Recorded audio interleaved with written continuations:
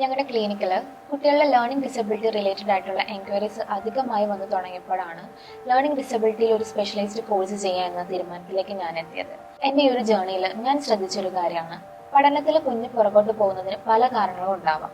May be ബ്രെയിനിലെ neurological ഫംഗ്ഷൻസിലുള്ള issues കാരണം ഉണ്ടാകുന്ന learning disability, അല്ലെങ്കിൽ കുഞ്ഞ് സ്ലോ ലേണർ ആവാം, കുഞ്ഞിന് മേ ബി ഒരു ബേസ് കിട്ടിയിട്ടുണ്ടാവില്ല, അല്ലെങ്കിൽ കുഞ്ഞിൻ്റെ ചുറ്റുപാട്, അതായത് വീട്ടിലെ സാഹചര്യങ്ങൾ, സ്കൂളിലെ അറ്റ്മോസ്ഫിയർ, ഫ്രണ്ട്സ്, അല്ലെങ്കിൽ കുഞ്ഞിന് തന്നെ എന്തെങ്കിലും ഇമോഷണൽ ആയിട്ടുള്ള ട്രോമാസോ ട്രാജഡീസോ, അങ്ങനെ പലതുമാവാം ഇതിൻ്റെ റീസൺസ്.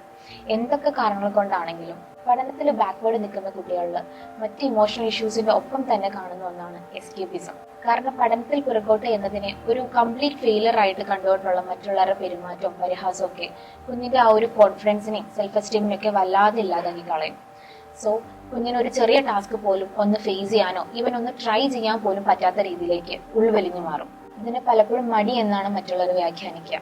മേ ബി ഒത്തിരി കഴിവുകളുള്ള കുട്ടിയാവാം, മറ്റൊരു മേഖലയിൽ നല്ല രീതിയിൽ എക്സൽ ചെയ്യേണ്ട ഒരു വ്യക്തിയാവാം ഇത്തരം മെന്റൽ പ്രഷറും ആൻസൈറ്റിയൊക്കെ കാരണം ഉൾവലിഞ്ഞു പോകുന്നത്.